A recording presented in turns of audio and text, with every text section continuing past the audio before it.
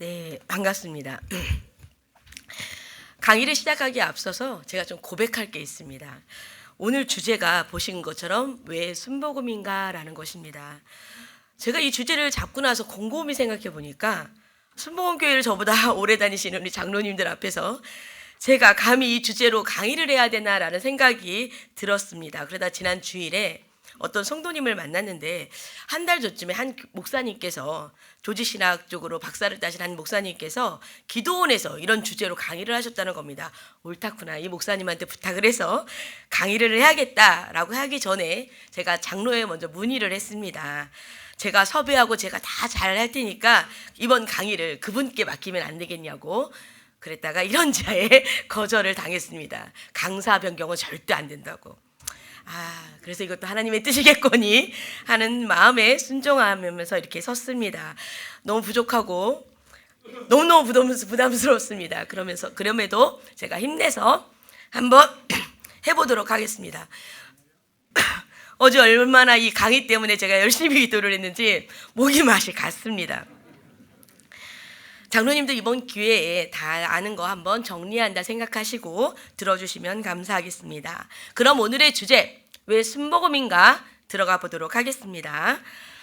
왜 순복음입니까? 다른 교회도 많은데 왜 순복음에 오셨은가요? 왜 순복음 신앙을 여전히 지키고 계십니까?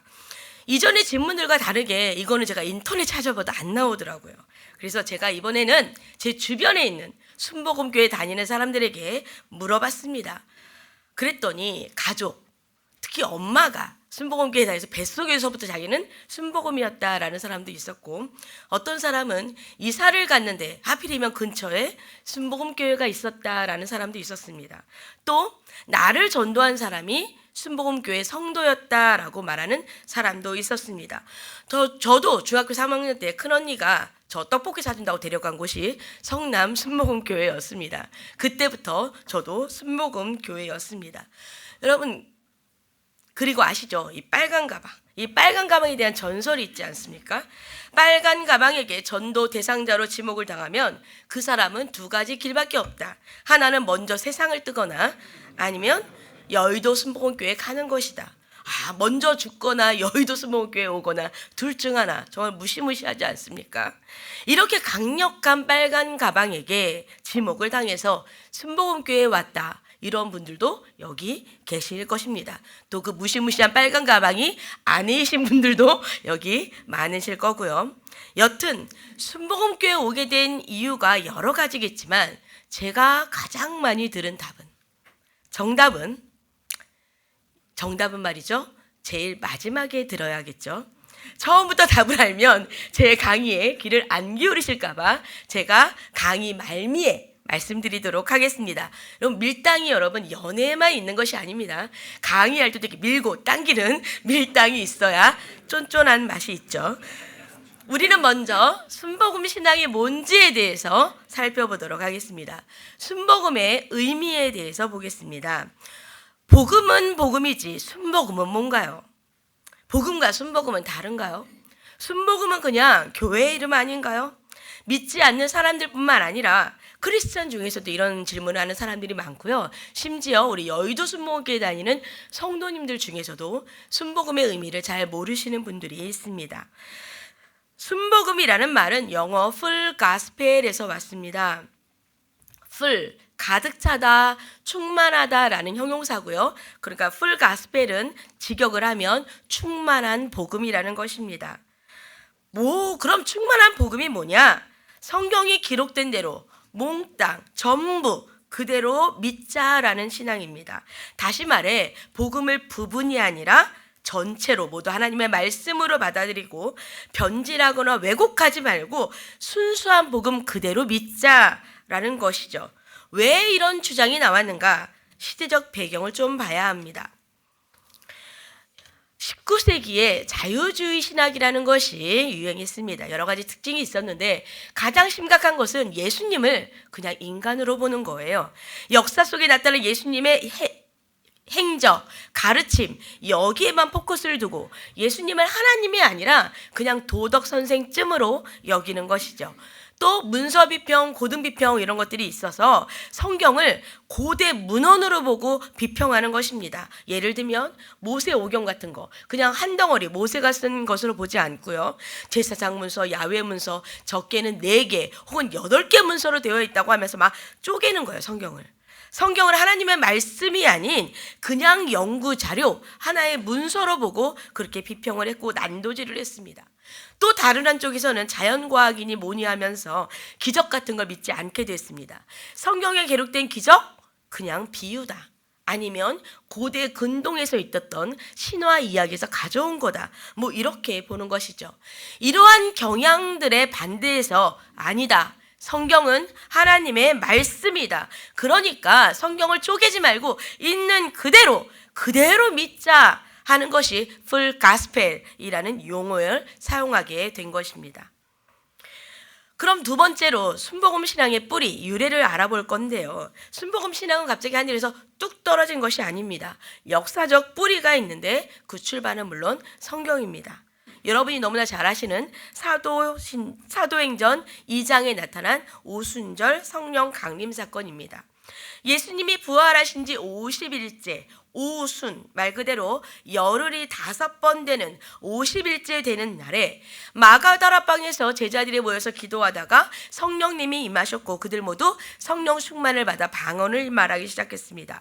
그것으로 끝이 아니죠. 사도행전 내내 제자들이 복음을 두고 가는 곳마다 성령의 역사가 나타났습니다. 표적과 기사가 나타나고 방언을 말하고 많은 사람들이 성령의 역사를 눈으로 목격했습니다.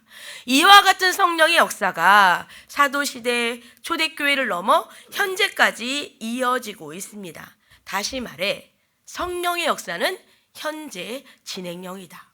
성령의 역사는 성경에 기록된 그냥 과거 사건이 아니라 지금 여기서도 계속된다. 오순절 운동은 바로 이 사실에서 출발합니다.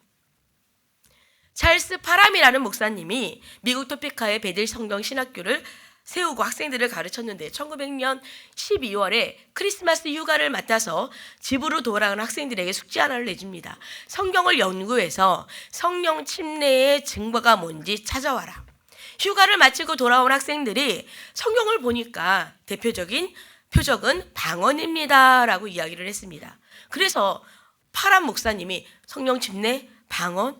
그럼 이게 성경에만 기록된 것이 아니라 지금 우리도 체험할 수 있지 않겠는가? 라고 하면서 12월 31일 송구 영신 예배 때 저녁에 학생들이 다 모여서 목사님과 모여서 막 성령을 사모하며 기도했습니다. 그리고 다음 날 1901년 1월 1일 20세기가 시작되는 첫날에 오즈만이라는 여학생이 방언을 받았습니다.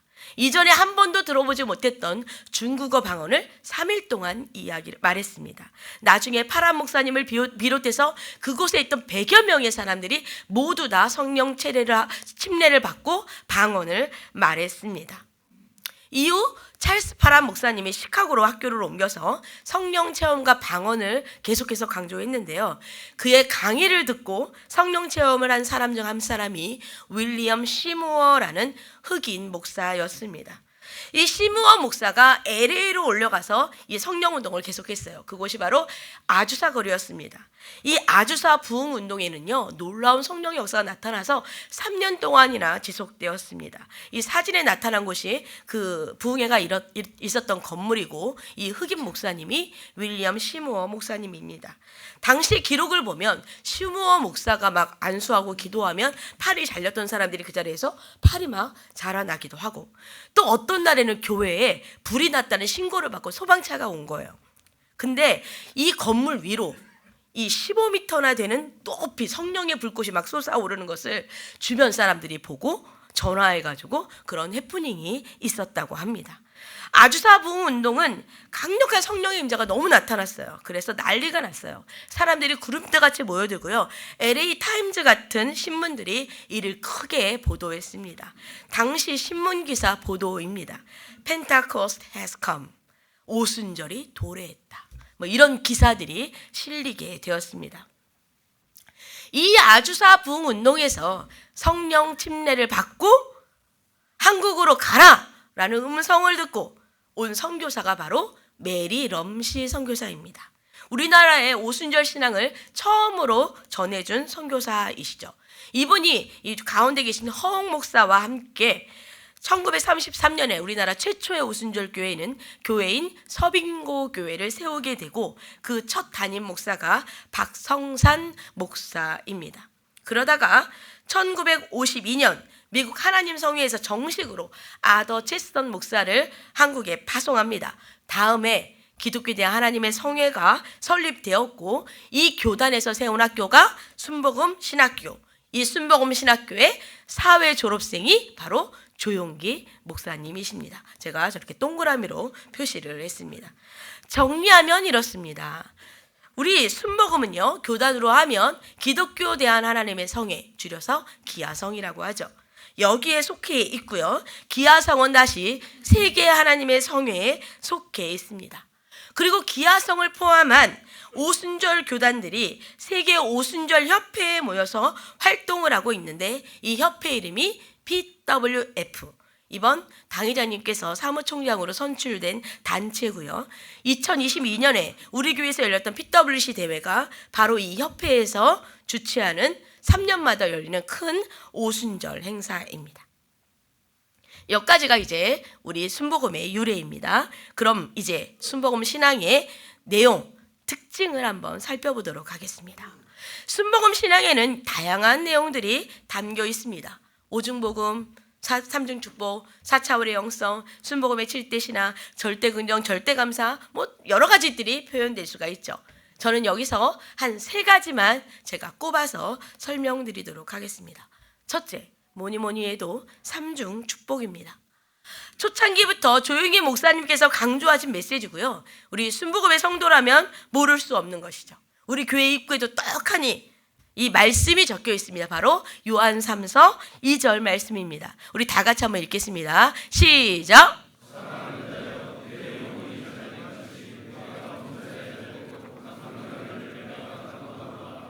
아멘. 이 말씀이 왜 순복음 신앙의 핵심이냐? 인간의 가장 근본적인 문제, 그리고 십자가 구원을 이해하는 우리 순복음 신앙의 정수를 보여주기 때문입니다. 아담이 하나님의 절대 주권에 방역한 죄로 심판을 받았는데 영적으로 하나님과 단절된 것만이 아닙니다. 창세기 3장 17절에서 19절을 보면 내가 먹지 말라한 나무의 열매를 먹었은즉 즉 불순종의 죄로 말미암아 어떤 심판을 받았느냐? 너로 말미암아 땅이 저주를 받았습니다. 땅이 가시덤불과 엉겅퀴를 낼 것이다. 환경에 저주가 임했죠. 그리고 흙이니 흙으로 돌아갈 것이니라 육체적 죽음이 임하게 되었습니다. 다시 말하면 죄의 결과 하나님의 단절뿐만 아니라 영혼의 죽음뿐 아니라 환경의 저주와 육체적 죽음이 함께 들어왔는데 이를 뭐라고 하냐? 삼중 타락이라고 말합니다. 이 삼중 타락은 그리스도의 십자가를 통해 해결되었습니다. 예수님의 십자가 대속의 결과 다 이루었다 하신 그 결과 우리는 총체적이고 완전한 구원을 얻게 되었습니다. 그 구원의 결과 하나님의 사랑하는 자녀가 누리게 되는 축복이 바로 삼중 축복, 영혼이 잘 되는 복, 범사가 잘 되는 복, 강건하게 되는 복입니다. 과거 한국교회에서는요, 영혼이 잘 되는 법만 강조했어요. 그런데 그건 그리스도의 십자가 구원을 축소시키는 것이다. 주님은 우리의 고통을, 현실의 고통을 외면하시는 분이 아니다. 주님의 구원은 영혼뿐만 아니라 모든 것을 포함하고 있다. 전인적이고 총체적인 구원이다. 그래서 순복음 신앙에서는 영혼의 축복뿐만 아니라 즉 하나님의 관계가 회복이 되면 환경과 육체의 복도 따라온다. 환경과 육체의 복도 함께 누릴 수 있다라고 가르치는 것입니다. 복음을 충만하게 그리스도가 이루신 그 구원을 그대로 총체적으로 받아들이자라는 순복음의 신앙을 가장 잘 보여주는 것이 바로 이 삼중 축복이기 때문입니다. 두 번째로 제가 말씀드리고 싶은 순복음 신앙의 특징은 절대 긍정의 신앙입니다. 삼중 축복이 순복음 신앙의 기반이다, 기초다라고 한다면 절대 긍정은 순복음 신앙의 자세, 다시 말하면 순복음의 성도가 어떻게 살아야 하는지를 보여주는 것이 절대 긍정의 신앙입니다. 그런데 사람들이요, 많이 오해를 해요. 절대 긍정은 무조건 좋다는 것이 아닙니다. 누가 봐도 좋지 않은데 무조건 좋다 하는 건 거짓말이죠. 내가 이야기를 하는데요, 옆에서 와 좋아 고개를 끄덕이면서 맞아요 이렇게 얘기하는 거, 여러분 그런 사람이 긍정적인 사람입니까? 아닙니다.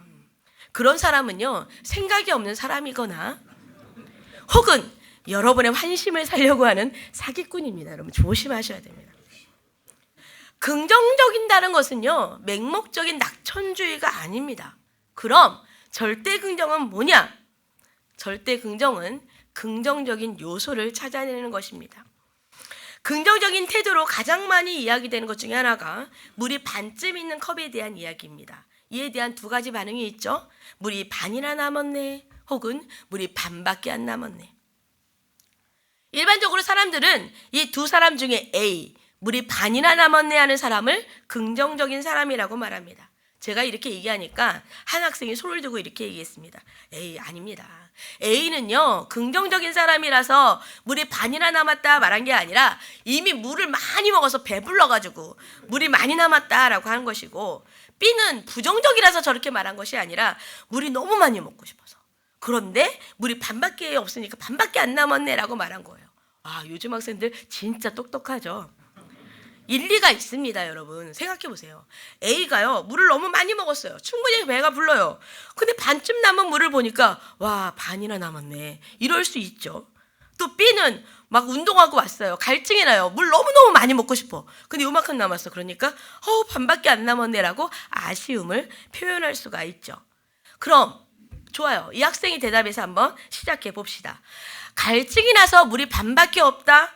그러면 부족하다고 생각한다고요? 그러면 A 반밖에 없네라고 말하지 말고 물 마시고 나서 주위를 돌아보는 거예요. 냉장고를 열어보는 거예요. 그러면 우유도 있고 주스도 있고 콜라도 있어요. 야채 칸 열어보면 오이라도 꺼내서 씹어 먹으면 돼요. 그것도 없다? 껌을 꺼내서 씹어 먹어요. 그러면 침이라도 나옵니다. 찾아보면 물과 똑같지는 않지만 물과 비슷한 것이 나오고요. 더 열심히 찾아보면 물보다 좋은 것도 찾을 수 있습니다. 다시 말하면 절대 긍정은 부정적인 것을 무시하는 게 아니에요. 물이 반 남았으면 반 남은 거죠. 안 본 척하는 게 아닙니다. 있는 걸 어떻게 안 봅니까? 근데 부정적인 것들 속에서 거기에 올인하지 말고 긍정적인 것을 막 찾는 게 절대 긍정입니다. 예전에 저와 함께 일했던 한 전도사님이 수요 예배에 부천에서 오신 부모님이 오셨다고 하면서 같이 점심을 먹겠다고 나갔습니다. 다녀와서 점심때 있었던 이야기를 저에게 해줬습니다. 3월이라 벚꽃 구경도 할 겸 김밥, 샌드위치, 컵라면 사들고 부모님과 함께 한강 잔디밭에 갔습니다. 자리를 딱 앉고 맛있겠다, 이제 먹어야지 하고 아버님이 첫 번째 김밥을 딱 집어서 입에 딱 넣는 순간, 와, 임플란트 하기 전에 씌워놓은 임시 치아 있잖아요. 그게 쏙 빠져버린 거예요. 전도사님이 너무 속상한 거예요. 멀리 여의도까지 오셔가지고 아무것도 못 드시고 그냥 가니까 어떡하야, 아버님 어떡해요, 아빠 어떡해요 라고 했더니 그 아버님 하시는 말씀이, 그래도 할렐루야, 이빨을 김밥이랑 같이 삼키지 않은 것이 얼마나 다행이냐. 이것이 여러분 긍정이에요.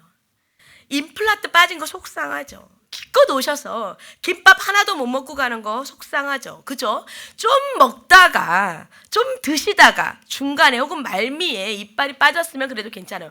하필이면 첫 번째 김밥을 딱 집어서 넣는 순간에 그게 빠질 거예요, 뭐랑. 그런데 이 모든 부정적인 것들 중에서, 불평할 수 있는 이 많은 것들 중에서 아버님은 긍정적인 요소를 찾아내신 거예요. 그게 바로 뭐다? 이빨과 김밥을 같이 삼키지 않은 것. 그래서 할렐루야라는 것입니다. 여러분, 이것이 절대 긍정입니다. 부정적인 것에서 긍정적인 것을 찾아내는 능력이 바로 절대 긍정입니다. 세 번째로 또 절대 긍정은요, 긍정적인 태도를 선택하는 것이에요. 우리가 고난이 있는 상황, 그리고 문제를 가져오는 상황을요, 바꾸기는 쉽지 않습니다. 인생을 사는 동안 어떻게 좋은 상황만 우리가 골라서 살 수가 있겠습니까? 하지만 그 상황을 대하는 내 태도는 선택할 수가 있습니다. 2차 세계대전 당시에 나치 수용소에 갇혀 있다가 살아나온 빅터 프랭클 박사가 쓴 죽음의 수용소라는 책에 보면 이런 같은 내용이 나옵니다. 자극과 반응 사이에는 공간이 있다. 그 공간에는 자기의 반응을 선택할 수 있는 자유와 힘이 있다. 그리고 우리의 반응에 성장과 행복이 좌우된다. 이게 무슨 말이냐? 그림을 보면 조금 이해가 쉬우실 거예요. 자극이 들어옵니다. 그러면 반응이 나오게 되죠. 근데 자극과 반응 사이에는 공간이 있는데 여기에서 우리가 선택을 할 수 있다는 것입니다. 제가 예를 한번 들어보도록 하겠습니다. 기분 좋은 휴일에 좋아하는 음악을 들으면서 제가 드라이브를 했습니다. 막 이러면서 막 룰루랄라 막 드라이브를 하고 있어요. 그때 옆 차선을 달리는 자동차가 갑자기 깜빡이도 없이 제 앞에 훅 들어옵니다. 이것이 자극입니다. 여기에 우리는 어떻게 반응을 합니까? 크락션을 빡 하고 울리거나 아니면 창문을 쭉 내리고 어떤 분은 빠바바바바 하면서 육두문자를 날리기도 하고 더 심한 분은 어쭈 감히 나를 추월해 한번 해보자 이거야 하고 엑셀을 빡 밟아서 막 레이싱을 하시는 분들도 있을 수 있죠. 이런 것들이 반응입니다. 이 차가 끼어들고 내가 반응하는 그 사이에 우리는 시간적 혹은 감정적인 공간을 확보해야 됩니다. 그리고 이 공간에서 내가 어떤 태도를 취할 것인가 선택할 수 있다는 것입니다. 물론 화를 내고 육두문자 날리고 그러면 속 시원할 수 있죠. 하지만 그것으로 평화로운 드라이브는 끝장납니다. 만약 누군가와 함께 타고 있다면 그 사람은 발발발발 떨 거예요. 나만 기분이 망치는 것이 아니라 옆에 사람 기분도 싸그리 망쳐버립니다. 하지만 잠시 숨을 고르고 놀란 가슴을 툭툭 내리면서 저 사람 급한가 보다, 똥 마려운가 보다 이러면서 생각하고 훌훌 털어내면 나는 원래대로 평화로운 드라이브를 내 뜻대로 할 수 있습니다. 빅터 프랑클 박사는요, 외부의 어떤 자극이 올 때 그거에 바로 반응하지 말고 공간을 확보하라는 거예요. 이 공간이 점점 줄어들어가지고 그 자극이 와서 바로 발휘해야 돼요. 양은 남비처럼 바로 반응을 하면 외부 자극에 휩쓸리는 수동적인 삶을 살게 된다는 것이죠. 다른 사람의 말에 휘둘리고 상황에 휘둘리고 환경의 문제에 휘둘리는 그런 삶을 살게 된다는 것입니다. 그러나 하나님이 우리에게 자유의지를 주셨잖아요. 우리가 어떤 반응을 선택할 수 있는지 자유의지를 주셨습니다. 내가 어떻게 선택하고 어떻게 행동할 것인가 우리는 선택할 수 있습니다. 그 선택이요, 우리의 신앙을 성장하게 만들고 우리의 삶을 행복하게 만듭니다. 결국 우리가 행복하게 사냐 안 사냐, 내가 오늘을 해피하게 보내냐 아니냐, 우리의 선택에 달려있다는 것입니다. 그리고 마지막으로 절대 긍정은 무엇보다 믿음의 힘입니다. 절대 주권자이신 하나님의 근거한 믿음이 바로 절대 긍정입니다. 빌립보서 4장 13절의 말씀입니다. 내게 능력 주시는 자 안에서 내가 모든 것을 할 수 있느니라. 여기서 포인트가 내게 능력 주시는 자 안에서입니다. 이게 중요해요. 순복음 신학에서 말하는 절대 긍정은요, 내 능력을 확신하는 게 아니에요. 내가 잘나서 할 수 있다는 게 아닙니다. 내게 능력 주시는 자, 즉 하나님 안에서 할 수 있다는 거예요. 전능하신 하나님이 내 아버지라서 하나님 아버지의 백으로 내가 할 수 있다는 것입니다. 인간은요, 유한합니다. 상대적입니다. 그래서 인간에게 절대라는 말을 쓰면 안 됩니다. 절대라는 말은 오직 하나님, 무한하시고 전능하시고 영원하신 하나님께만 해당하는 단어입니다. 예전에 어떤 목사님이 그래서 절대를 대상을 끊어버린다, 끊을 절, 대상을 끊어버린다라고 설명을 하셨어요. 모든 대상을 끊어버리고 하나님만 보는 것, 그것이 절대 긍정의 신앙입니다. 그래서 우리 당회자님께서 이렇게 설교를 하셨죠. 우리 기독교 신앙은 십자가 신앙을 중심으로 한 절대 긍정의 신앙입니다. 우리 그리스도의 복음에는 어디에도 부정적인 요소가 없습니다. 우리 복음은 온전한 복음이고 우리 모두에게 주시는 절대 긍정의 메시지입니다. 좋으신 하나님, 선하신 하나님, 완전하신 하나님을 바라보고 주의 말씀을 의지하고 말씀이 인도하는 대로 살아가는 절대 긍정의 믿음의 소유자가 되어야 합니다라고 강조하신 것입니다. 이것이 우리가 가져야 될 신앙 자세입니다. 마지막으로 제가 강조하고 싶은 세 번째, 순복음하면 역시 성령 충만이죠. 사실 성령 충만을 빼면 순복음이 아닙니다. 순복음의 가장 큰 특징, 누가 뭐라 해도 성령 충만입니다. 여러분, 어느 교회가 좋은 교회인가요? 설교가 좋은 교회? 찬양이 좋은 교회? 시설이 좋은 교회? 개인마다 가치관이 다르고 취향이 달라요. 어떤 사람이 좋다고 해도 다른 사람이 보기엔 별로일 수 있습니다. 좋은 교회, 사실 이 말 자체도 의미가 없어요. 교회 좋고 나쁘고가 어디 있습니까? 중요한 건 교회가 교회로서 역할을 다하는 것이죠. 제가 여기서 무슨 교회의 사명 혹은 복음 전파, 사회 역할 이런 걸 하려고 하는 것이 아닙니다. 여러분, 우리가 교회를 왜 다닙니까? 사실상 하나님 만나려고 다니는 거예요. 그러니까 나로 하여금 하나님을 만나게 하는 교회가 제일 좋은 교회입니다. 그래서 순복음 교회가 저는 메리트가 있다고 보는 것이에요. 다른 교회도 성령 운동하죠. 성령 체험합니다. 그러나 순복음 교회를 따라올 수가 없습니다. 순복음은요, 뿌리부터 성령 운동을 했고 지금도 성령 운동을 하고 있습니다. 하나님의 살아계심을, 그 현장을, 그 체험을 누구보다 강조하는 것이 순복음입니다. 저는 이것이 우리 순복음의 가장 큰 매력 포인트고요. 그것이 우리가 꽉 붙잡아야 될 것, 절대 잊어버리면 안 될 것이라고 확신합니다. 조용기 목사님께서 2004년 교직원 예배에서 이런 설교를 하셨습니다. 우리는 1958년 불광동에서 교회를 개척할 때부터 뚜렷한 오순절 신앙을 가지고 태어났습니다. 예수 믿고 성령 받으라. 이것이 우리 정체성의 가장 확실한 것입니다. 물론 다른 교회도 성령 운동을 합니다. 그러나 우리는 거기에 더해 성령 침례를 더 강조합니다. 성령 침례를 받고 성령 충만함을 따라 방언을 말하기 시작한다는 것, 방언이 성령 침례의 표적이라는 것, 우리의 뚜렷한 정체성을 가지고 있습니다. 온 세상에 사시사철 코스모스만 피면 어떨까요? 봄에는 개나리, 진달래, 여름에는 해바라기, 가을에는 코스모스, 땅은 계절마다 다양한 꽃을 피웁니다. 이와 마찬가지로 기독교도 똑같은 기독교지만 교파가 다르고 교단이 다른 것은 하나님이 주시는 은혜의 내용을 교회마다 달리하여 더 풍성한 하나님의 교회를 만들기 위함입니다. 우리는 다 같은 하나님의 백성이요, 하나님을 섬기는 교회입니다. 그러나 우리의 차별성, 즉 우리의 정체성은 뚜렷하게 가지고 가야 됩니다. 우리는 순복음의 정체성을 알아야 합니다. 우리는 순복음을 부르신 것은, 하나님이 우리를 순복음으로 부르신 것은 다양성 속에서 이 순복음이라는 정체성을 굳게 붙잡고 전도하라고 부르신 것입니다 라고 말했어요. 내 것이 익숙해지면 여러분 시시해 보일 수 있어요. 남의 것이 좋아 보일 수 있어요. 맨날 3중 축복, 4차원의 영성, 절대긍정, 성령 충만 이런 메시지를 계속 듣다 보면 식상해질 수 있습니다. 또 그 얘기 또 한다. 내가 아는 얘기. 그러다 보면 우리 순복음의 것을 소중히 여기지 않을 수 있어요. 그런데 우리 거를 등한시하고 다른 것을 쫓는다? 어느 교회가 뭘 했다더라, 그런 일이 부흥했다더라, 요즘 교회들은 다 이런 거 한다더라, 이런 말에 너무 휩쓸리면 안 됩니다. 변화하지 말라는 말이 아닙니다. 바꿀 건 바꿔야죠. 하지만 그와 동시에 우리는 순복음의 정체성을 확실하게 안고 가야 합니다.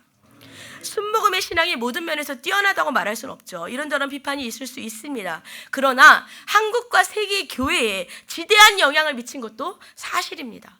세계 곳곳에서 여의도 순복음 교회의 영향을 받아서 순복음식으로 교회를 바꾸려고 하는데 정작 우리가 순복음의 정체성을 잃어버린다? 너무 우습지 않습니까? 구심력이 있어야 막 뻗어나가는 원심력도 있는 거예요. 우리 순복음 교회가 자기 정체성을 갖고 안에 내면으로 꽉꽉꽉 차 있어야 밖으로 뻗어나갈 힘도 있을 수 있습니다. 왜 순복음인가? 여러분 강의를 들으시면서 답을 찾으셨습니까?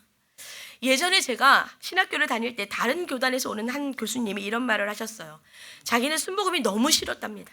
얼마나 싫었는지 순복음교회를 직접 방문해서 내가 보고 잘못한 것을 낱낱이 파헤쳐서 이걸 밝혀야겠다라는 생각을 했답니다. 그래서 여의도에 왔는데 하필 금요일 밤에 오셨어요. 교회를 딱 들어서는데 성도들이 부르짖는 소리에 와, 깜짝 놀라셨답니다. 그때 드는 생각, 와, 순복음교회는 망하지 않겠다. 이렇게 기도하는 난 이 교회는 무너지지 않겠다. 그렇습니다. 생생한 체험, 뜨거운 기도, 열정적인 전도, 이것이 우리 순복음입니다. 우리 교회를 미워하고 망가뜨리려고 온 사람들의 그 교수님의 발걸음을 돌아가게 만든 것도 우리의 힘입니다. 이 뜨거운 신앙 때문에 저도 하나님을 만났습니다. 당회장님께서 순복음교회에 오셔가지고 성령 체험을 한 후에 머리로만 알던 예수님이 내 삶으로 뚜벅뚜벅 걸어오셨다. 이 체험 여러분 많이 들으셨죠? 왜 자주 이야기하실까요? 그 이후로 인생이 바뀌었기 때문입니다. 저도 성령 체험하고 제 인생이 바뀌었어요. 순복음교회에서 성령 체험하고 하나님을 만나고 제 인생이 바뀌었습니다.